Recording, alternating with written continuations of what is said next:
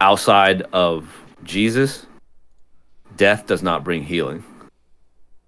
This is my revelation as I was like witnessing everything that was happening around me. I was like, oh yeah, like no Jesus, death don't bring no healing. Like there's no healing, there's no reconciliation, there's no restoration whatsoever.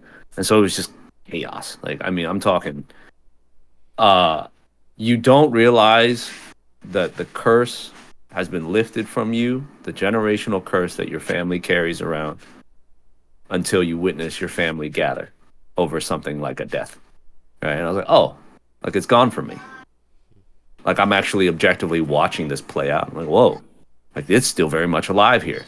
Right? And like infighting about like stuff that doesn't matter, like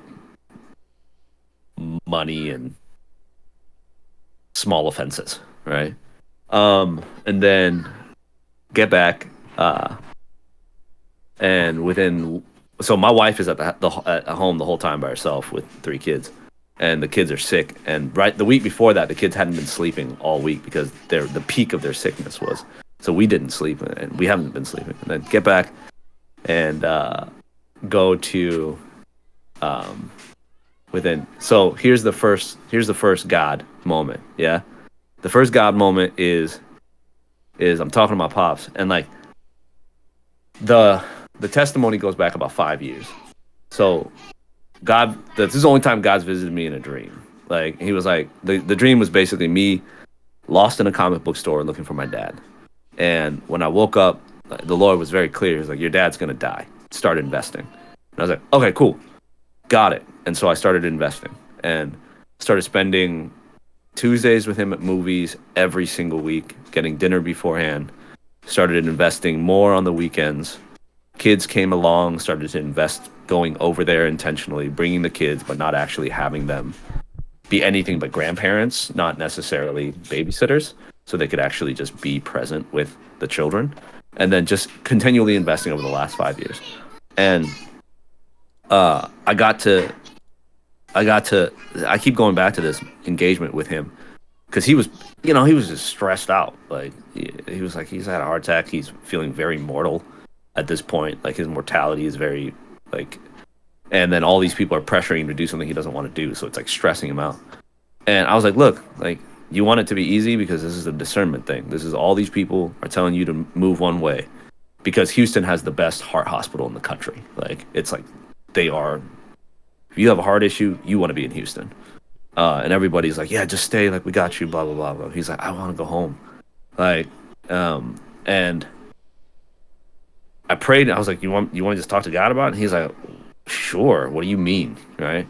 Like, he was like, what does that even mean? He's Catholic. And so I was like, all right, let me just ask God. And he's like, you going to ask him right now? I was like, yeah, I'm going to ask him in front of you. And how do I always know is the Lord is like he tells me things that I'm like it wasn't like I wanted him to do something different. So I wanted him to be like, let's just go back over to the hospital you were just at and let's get this done, because jumping on a plane and being in high altitude with a heart condition especially at the level that you're at is not good. It's like I said, he's like they were like, you shouldn't leave the hospital.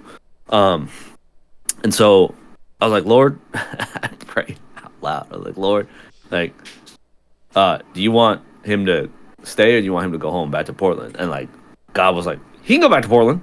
I was like, okay. I was like, okay. I was like, God just said you could go back to Portland. And my dad's like, see? And then, even though he's never engaged the Lord in this particular way, right? And then the second part was like, well, as soon as you get home from Portland, like as soon as you get to Portland, I'm gonna pick you up from the airport and drive you straight to the emergency room so you can get checked in. And he was like, I don't want to do that. I want to go home, sleep in my bed, take a shower, right? He didn't say this out loud, but he's like, I also want to go to work the next day to get my affairs in order. Like, and I was like, he didn't say that, but he actually went to work and he like ignored my phone calls the next day. But I was like, okay, God, do you want me to go and pick him up and take him straight to the emergency room when he gets off the plane? Because that's what I want to do. And God's like, nah, he can go home, take a shower, sleep in his bed. He can go the next day. Okay. And God was like, yeah, you could go home and take a shower. And then the conversation was like over. And I got to pray over him. And I got to pray identity over him. And I got to pray and I got to pray healing over him.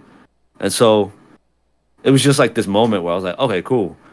And then the thing that was so wild was when uh like the doctor came and talked to me. So he's out, he's transitioning from ICU to progressive care yesterday. Yeah, last night. And when the doctor spoke to me, I was like, okay, because I already had this inkling because my parents were shook the whole time. My mom is like beat up. Like my mom hasn't slept in 48 hours and has barely eaten or drinking water, right? Like, but they're like exhausted, and I'm over here just kind of like, Chatting with right, me like and working. yeah, like working and like and just kind of the whole time like he's gonna be fine. And the reason why is, and I knew this already. I knew this because God said it to me. He's like, no, it's not his time. I was like, okay, cool. Right. So I was like, great. Like, does he need, yes, he needs this surgery, but like, it's not, if he doesn't get this surgery, like he is making a choice to short, like, so I was like, all right, sweet. Like, and in my mind, I spoke this moment. I was like, look, like, it doesn't make sense. Like I actually got the results clear. I got the results like crystal clear. He never told me how bad it was. He's got 4 arteries like in his heart that are like 90% plugged up. 90% plugged up for 5 years. Basically every single day was a coin flip as to whether or not he would live or die. Like 50-50 chance. Like the doctor was like, yeah, it's like 50-50 chance he'd live or die. Like if his like heart pumped just a little bit too fast, like it would plug and he'd have a heart attack. And then like it could be a mini heart attack, and then over time it would just wear out and he'd die. Or like it would be like a massive one and he'd just die. Right? I was like 50-50 coin flip. After the surgery, this is what's fascinating. This is why I was like the whole time I was like, look, the fact that you're here right now doesn't make any sense. That's like 5 years of the worst kind of gambling ever. Like, it doesn't make sense. There's no reason you should be alive, except there's no reason whatsoever, except God, but God. There's like no, it doesn't make sense. Right? Like the Lord is preserving you for something, right? I don't know what that is yet. We need to anyways, like preservation, right? Like, and I was like, this is why I moved this way, because this logically doesn't make sense. There's no herbal tea that you drank that kept you alive for 5 years. Your arteries are still 90% clogged. Like, it doesn't make sense. So you're gonna keep living because you're still alive. Like, you're not gonna go into this surgery and emerge on the other side and die. Like, it doesn't make sense, right? Like, that doesn't make sense. Like, if you're still here. So, next day when I talked to the surgeon's like, yeah, this thing happened that we really can't explain very well.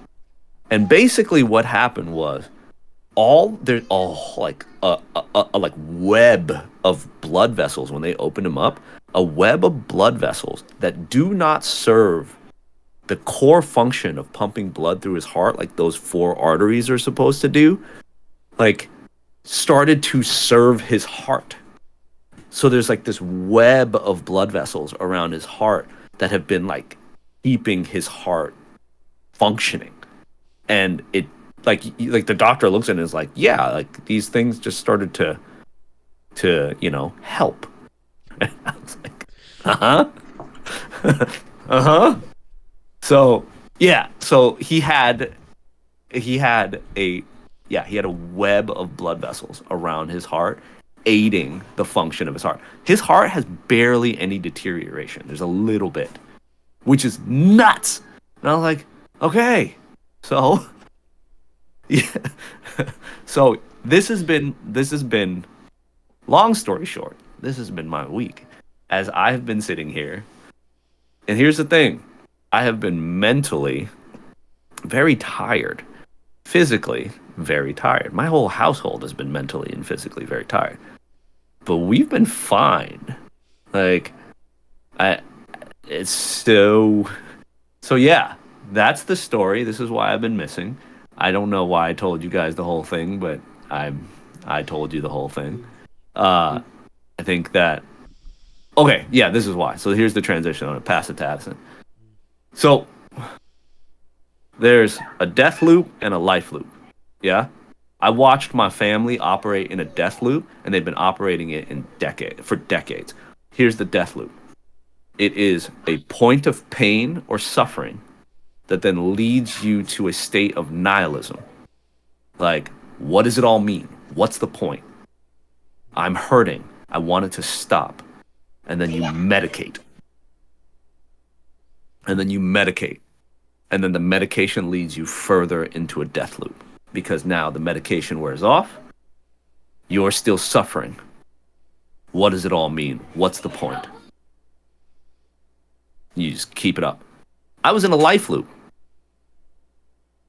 Suffering was still happening. Like, points of pain, these spikes of like, oh, snaps. Like, I can't believe you didn't tell me that you had a heart attack last week. And this is why mom looks like she's a zombie. Like, outside of her mom just passing away and like all of this other stuff. And there's so many points in this time period where there's, the trigger point is like, oh my gosh, there's an external point of suffering and horribleness that's happening in my life right now. But it doesn't lead to, what does it all mean? It doesn't lead to nihilism, right? It leads to, oh, like there is an explanation for this, right? Like I was just for my family personally, I was just watching sin play itself out. Like, what is sin? Is unbelief that God is who he says he is and you are who he says you are. And so you act accordingly because lack through the lens of power, prosperity, and pleasure. I was like watching it play out in different conversations with different people. I was watching it play out, right? And so nihilism didn't happen. Everything, like every life matters. Like every action that we take has meaning, right? And then it led to the medication, the only medication I needed, which is, oh yeah, God, but Jesus, right? Like, but Jesus. And then it reinforced the point of suffering may still come, but like the problems have been solved. Yeah. And so like I was in a life loop and able to navigate very clearly, even though I was physically very tired, mentally very tired. And temptation did come. Like temptation did come because of course they're going to try, right?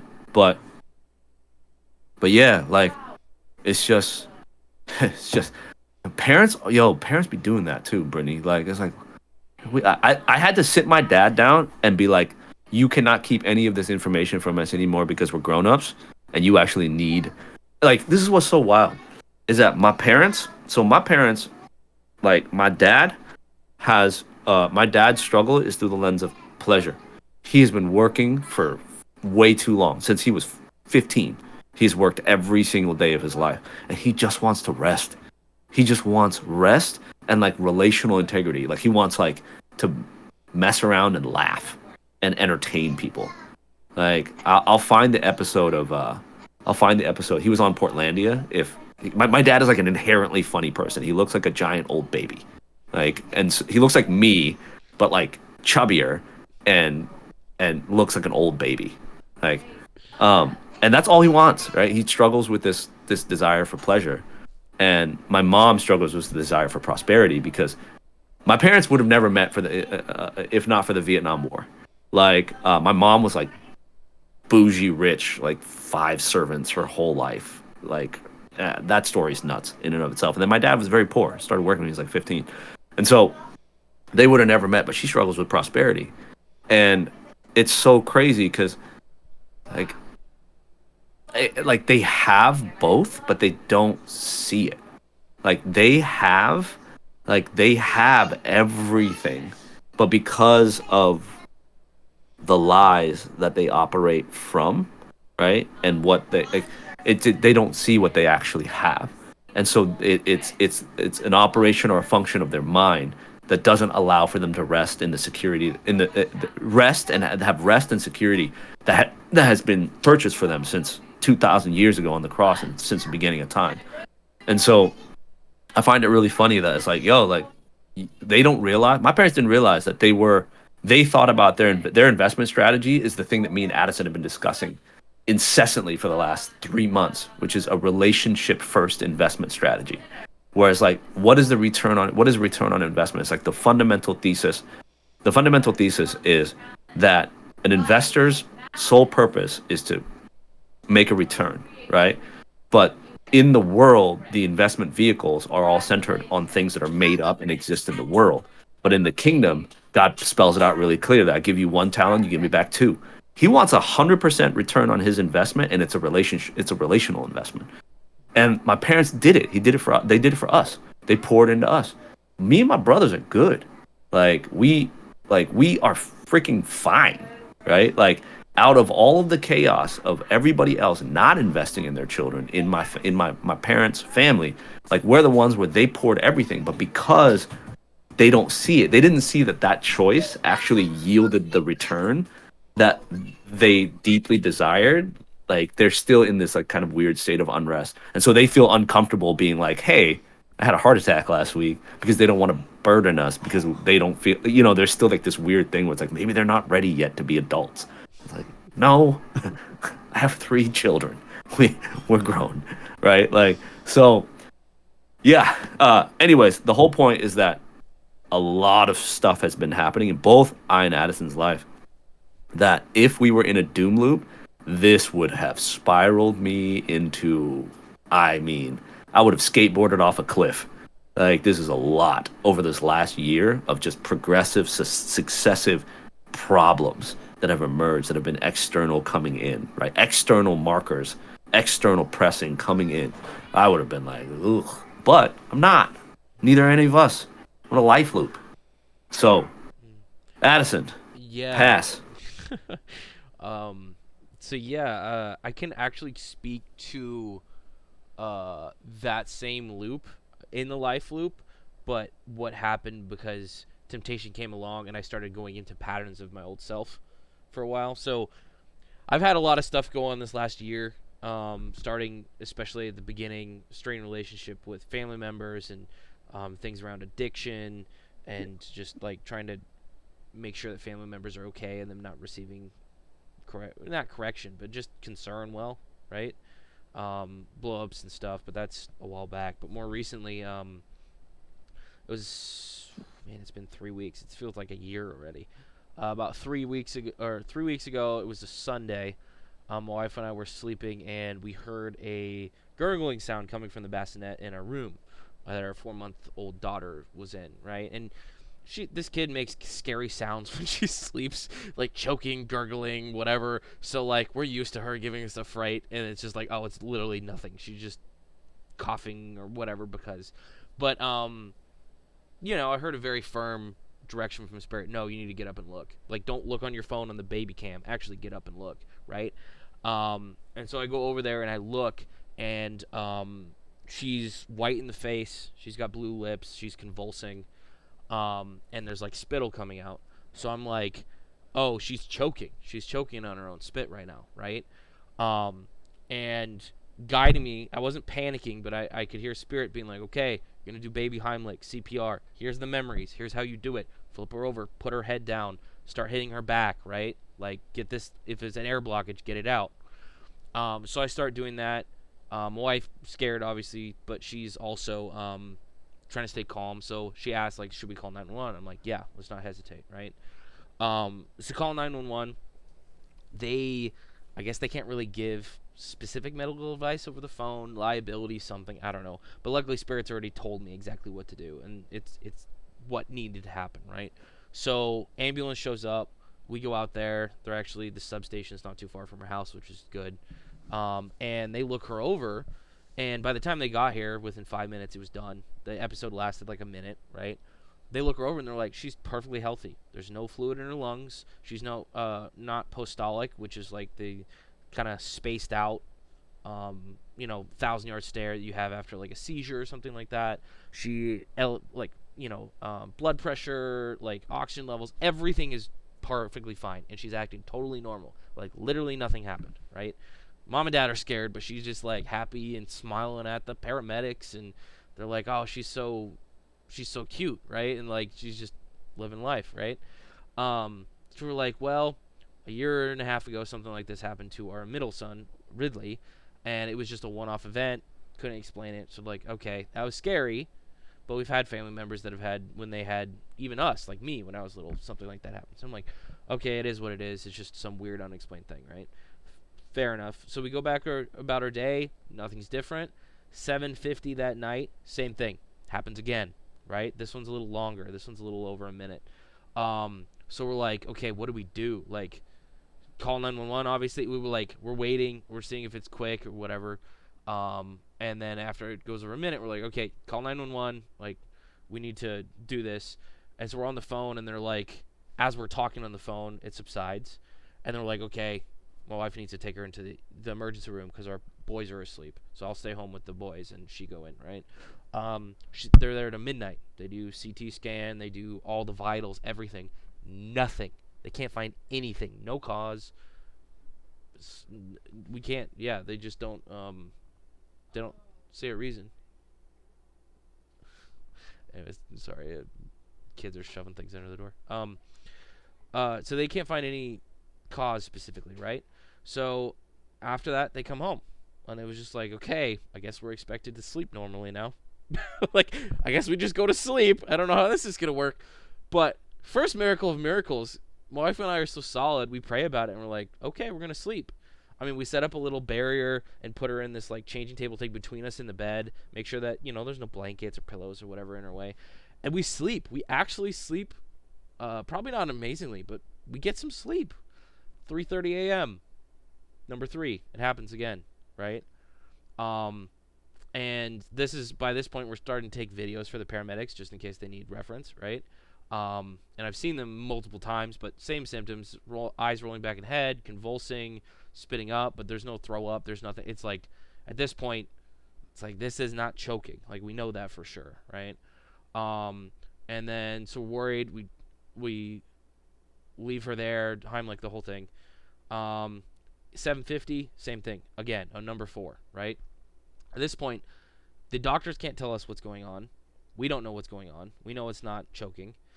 And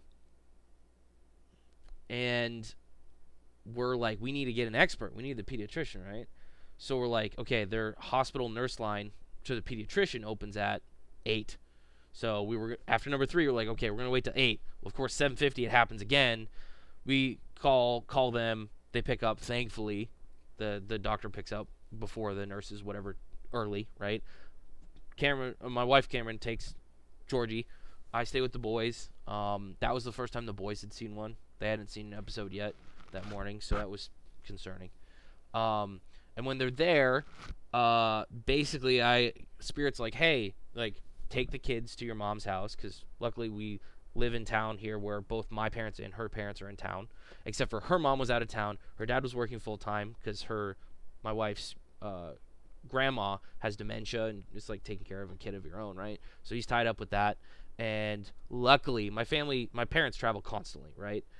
This was the 1 week that they were in town the whole week, which, if you knew my parents, is basically a miracle in and of itself. The fact that they were here for 7 straight days, right? So Spirit had set this up already. So he's like, take the kids to your parents. I'm like, okay, cool. So I do, and I'm like, okay, well, I'm going to go meet my wife.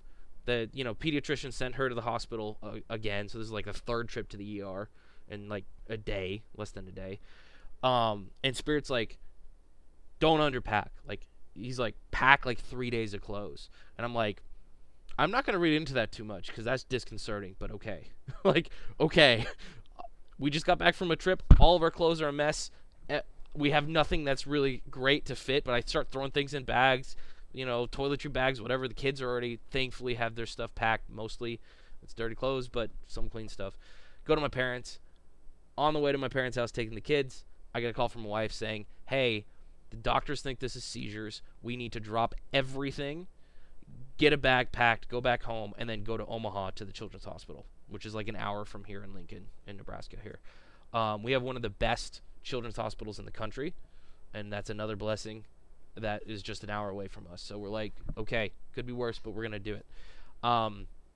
So, yeah, drop the kids off. They've got a few days of clothes. I got stuff. Pick my wife up and our daughter, come back home, get that stuff, go to the hospital. And they're like, okay, here's what you do, exactly what you've been doing. It's not choking, so you don't have to do Heimlich, but you do recovery position. If it lasts more than, like, they think it's seizures, right? If it lasts more than a minute on the drive up, pull over, call 911, get an ambulance, whatever. So we start driving. I'm in the front. My wife has a Suburban, so I'm in the front. She's in the third row with our daughter. We get 45 minutes up into an hour of this drive, and number seizure, I'm losing track, 5 happens, right, with my wife in the back. So before that, it had been a lot of praying, a lot of listening to music, a lot of contemplating, but also secret placing between us, right? There wasn't a lot to say. It was just listening to Spirit speak. And then, yeah, number 5 happens. Pull over. Some pet store thing. Have the ambulance come. Get in. Another miracle is that I had, in my nervousness, I had put in the wrong children's hospital. Which, another blessing, there's multiple children's hospitals within an hour of us that are excellent. But I had done the wrong one, so I was going to take her to the wrong place. Which, if that had happened, that would have been bad, obviously, to be at the wrong spot. Oh, and I forgot to mention that we had only been back less than 24 hours from California on a trip. And we would have had that happen out in California before Georgie had her first seizure. So that was the first of many miracles here. So yeah, ambulance ride, I follow, get to the hospital. She proceeds to have 3 more while we're at the hospital. Number 6 and 7 and 8. After number 8, they got her medication, and that's been 2.5 weeks. She's taking 2 things twice daily. She hasn't had it anymore. And one of those was like over 5 minutes. I don't remember the timing of it. But all this to say, in the week that preceded, during this week, I'm commuting. The first 3 days we stay at the hospital. Monday night, Tuesday night, Wednesday night. And then, Monday night, Tuesday night, and then Wednesday and Thursday night, and then Friday when we came home, I'm commuting back and forth because our kids are wondering where mom and dad are at, and their baby sister, and they're missing us, and they're kind of frightened because they saw one of the seizures happen at home. And those hour-long drives, I think I had about 10 one-way drives, right? Gave me a lot of time to think, a lot of time to secret place and contemplate what was going on, contemplate how I was being tempted. Same temptations I used to in my old life. It was just, comfort, food, it was whatever. Of course, my wife and I had started new diets. That wasn't going well. Just to say, I don't think we were like, oh man, we got to stick to this keto. No, but, bigger picture.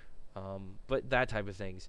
And I will say through the whole thing, contemplating the fact that I was an hour away if something had happened, like if, very realistically, if I got a call and it said, hey, things have gone south, like, this is bad, you need to get here, I am 60 minutes away from being there. So I could get a second call and it could be all over and I wouldn't be there, right? And so I had to understand and come to terms with, not only I had to trust. We were talking, Fui and I were talking before this about level of powerlessness, in that you can't feel you're powerless and have to grab onto power, because that is positioning you outside of spirit, and you have to like let it go. And like, I would feel that every time I start creeping up. Instead of going 75, I was going 85. I was going 90. I was going 95, and I'm like, okay, bring it down. Because I never have I felt like I needed more faith than to not speed. Because it's such a small little thing where I'm like, I could go 90, I could get away with it. I could go 95, I could hit 100, right? Like, people are going fast enough, I could do it. It's like, okay, but what does that do? What are you doing by taking power back right now from speeding? You're not getting, like, what do you think, you're going to miss the mark by 5 minutes? Do you think, like, I'm going to let that narrow window happen? And do, basically, Spirit's just like, am I going to do that to you? Would I do that to you? Honestly. Like, level with me, Addison. Or am I going to do that to you? And I'm like, no. He's like, okay. Then okay. Right? So, yeah. Through that whole experience, I'll say that I had both halves of it. The first half of the week, it was a lot of, like, doctors being like, how are you guys okay? And, like, well, how's this going? And then the latter half of the week, when I was alone at home, when they were in the hospital and the boys were asleep, it was finding myself, that dichotomy of, I'm good in the spirit, but like I feel just this like numbness, right? And spirit, each time something would happen, he'd be like, okay, it's not who you are. Just stand up. Like, let's get back to spending time together. Like, this is not a all-encompassing thing right now. Like, fair But enough. it wants to be. But it wants to be. So, It wants to be. yeah. Right? So here's the powerful part of Addison's story. The powerful part of Addison's story, and the what we have come to understand, what I have come to understand as what it actually means to to be spiritually healthy. Yeah? What it means to be spiritually healthy is to practice believing. Yeah. Yeah. Do you understand how sideways this could have gone if he just didn't get up to go check on Georgie? When God was like, no, you need to physically get up and go over to the room and check on Georgie. How sideways this could have gone, right? Just a simple, tiny act of faith. That's a tiny act of faith. I believe you. I'm going to go check on my daughter. Right? Like, this is the practice that we are all engaging in every single day, is these tiny acts of faith that have ripple effects that we don't understand. The ripple effects that we don't understand until he's like, yeah, this is what this is about. Like, when I was standing outside of my grandma's funeral, like, looking around at, like, you want to talk about, so CJ, you mentioned, like, it's a movie, right? Like, it is a movie. Like, y'all don't even know the details. Like it's like it's like a, like, for all the Latin folks in the room, is like that type of drama. For all the, anybody that's familiar with Chinese drama, it's like that type of drama, right? Like, it is ridiculous. Like, there's lawsuits happening in my family. There's businesses, like business negotiation deals going south. There's like anger between. There's so much. It's nuts. And I was sitting outside. I was like, what? Like, what am I supposed to do here, Lord? Like, I'm here, right? And he was like, no, I got, like, he's like, very specifically, I had a very deep, in-depth conversation about faith with my little cousin, which I was not expecting to have happen. And then he pointed me, he was like, you have to speak to Kelvin. That is the point of this trip, is that you have to speak to Kelvin, because Kelvin will be the one when he receives it, because Kelvin's Christian. Kelvin's the only one. My entire family's Buddhist. But because in my earliest stage of my walk, when I was out in Houston for no, I wasn't even out in Houston. I was out in Cali for I think a wedding, and I don't even remember this. I witnessed to Kelvin, but I witnessed on some apologetics, like, the Bible, the veracity of the Bible is anchored in its 40 different authors, 44 books, 3 countries, like that whole thing. I was like, I believe God is real because the book is historically accurate, right? But from that little seed, he became a Christian. He's not operating in gospel, right? But he became a Christian, and God was like, he's the one. He'll be the one that's the missionary to your family, because he's there. He's actually there, and he's actually active. And so, it always gets revealed. Yeah, it always gets revealed. So here's the Bible study, guys. We got 20 minutes left. Here's the Bible study. Yeah. I'm gonna just read it. So I'm gonna just read it, and then I'm gonna share my 2 cents, and then Addison's gonna close it out. So we're going to Genesis chapter 3.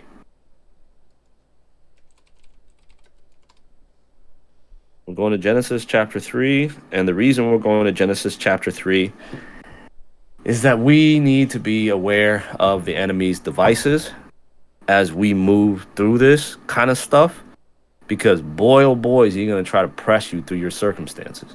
And when we say circumstances, I don't mean I didn't get the thing that I wanted so desperately. Like, there are bigger circumstances that are going to roll into each and every one of our lives. Like, Brittany, you're dealing with an actual external circumstance that is like serious right now.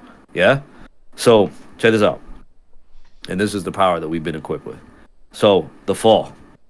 Now the serpent was more crafty than any other beast of the field that the Lord God had made.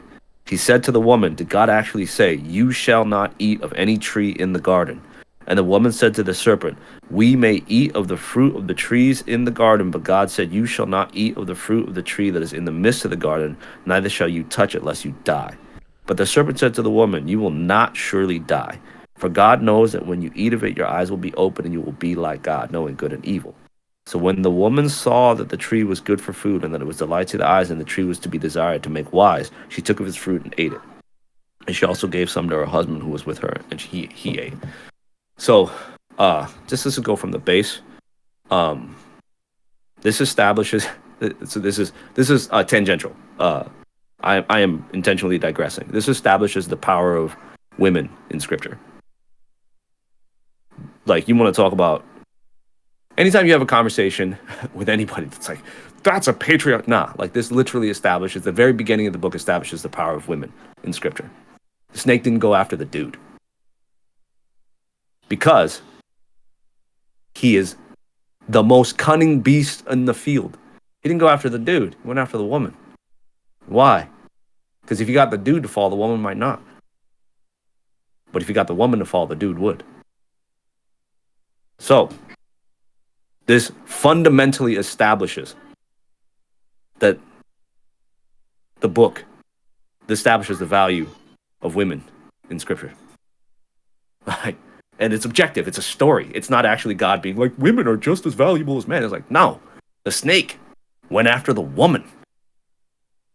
The snake went after the woman. Okay. So, here it is. And it is the most heartbreaking thing. And it is absolutely, once you see this, you cannot unsee this. The threefold lie is very simple, right? I think I probably talked about this with you. You shall not eat of any tree in the garden. Did he really say, you shall not eat of any tree in the garden? You will not surely die. Right? You will not surely die. For God knows that when you eat of it, your eyes will be open and you'll be like God. 1, you will be like God. You're not already like God. He's actually keeping something from you. He's actually keeping something. You're not already like him. He's actually keeping something from you. Yeah? So he is selfish. Working backwards. You will not surely die. Oh, right before that, he said, don't eat it or you're going to die. He must be a liar. And then, did he really say you should not eat of any tree in the garden? Oh, he's restrictive. He's controlling. Like, he's controlling. He's a liar. And he's selfish. Oh. This has been happening with my camera. He's a liar, selfish, and he's controlling. So this is a Bible study that I learned from like years ago. Right? I was like, oh, cool. Like, those are the lies about God. It's way crazier than that, y'all. Like, so my homeboy said, yeah, what does that make you believe about God? Oh, his daughter, who he made, now believes that he doesn't love her. Because if you're able to lie to your child, if you're able to be selfish to your child, and if you're able to be controlling of your child, you don't love them. Now, it went one step further as I was talking to my homegirl the other night, and it was, oh, what does that make you believe about you? Oh, I'm unlovable. The fundamental lie he was trying to actually communicate was that God doesn't love you and you are unloved because you are unlovable. And then the fruit looked good. Because you are powerless, pleasure has been completely removed from your life, and you are completely and utterly unprosperous. All of it is gone. It has been stripped away from a lie. Like, so you are naked.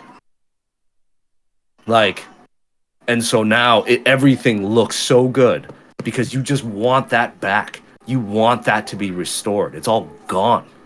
Like, that lie stripped Eve of the thing that she had, which was security in the Father.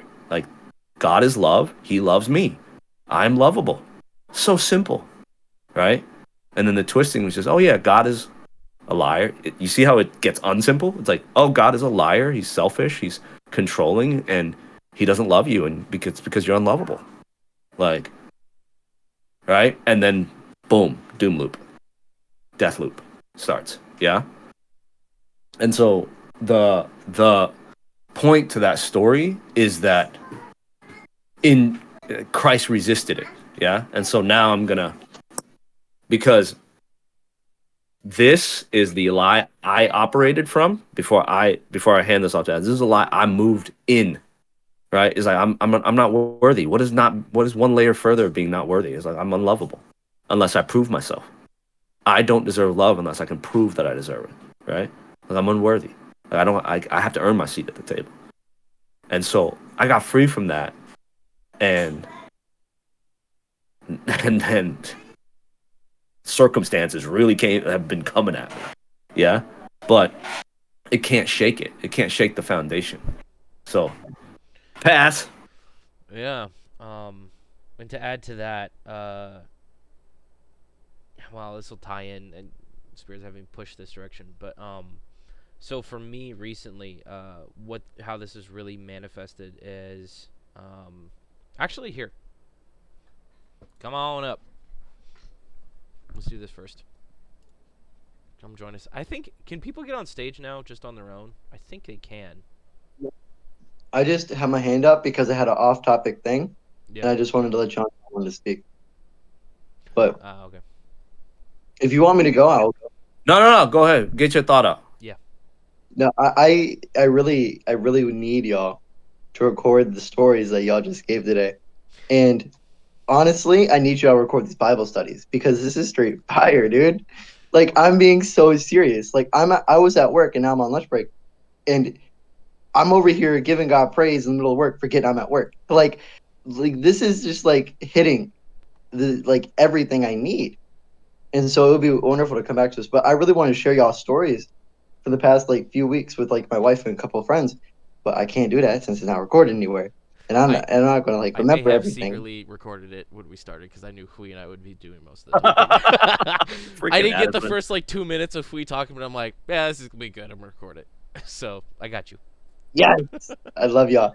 Where you posting it to, man? Last time I threw it on my Google Drive, and then I think I put it on my YouTube channel just as an unlisted, and then put the link in the Bible study forum. But I can do that again. Either way, whatever works for people. All right, I'm gonna get off stage. Thank you, man. Yeah. Is there, before Addison like does his uppercut close, like, is there anybody that wants to just, like, Brittany, I know you're going through it right now, right? Like, that is hard, and it comes at you in so many different ways when you're like, hold up, this has been going on and you've not told us for what, right? Like, I'm sure you're like, if you have siblings, they're probably feeling the same way, right? And it's like, how do you navigate that? Because here's the thing: is the worst case scenario is that I showed up and my dad was just gone, right? And my mom didn't call me because she felt some sort of way about whatever, right? But it's absolutely. I actually got frustrated. Because my dad wanted to go back into work a second day. That was when I was like, come on now, like this is becoming ridiculous. You don't need to go back into work. You could get fired from your work. You're 71. You've been due for retirement for like 6 years. And you're still going at it. Like, but yeah. So if anybody wants to speak, ask questions, like, feel free. If anybody has anything to say, like, let's open the floor up a little bit, because I feel like this has been a big unload for both me and Addison. But the point of the whole thing was, like, as we were discussing, was, it's a life loop. We're stuck in a life loop. Like, and there's going to be points in our life that are going to try to derail the life loop. But this is not a grief, nihilism, medication life loop. The death loop. Like, this is a life loop. Like, the medication is Jesus, and he works forever.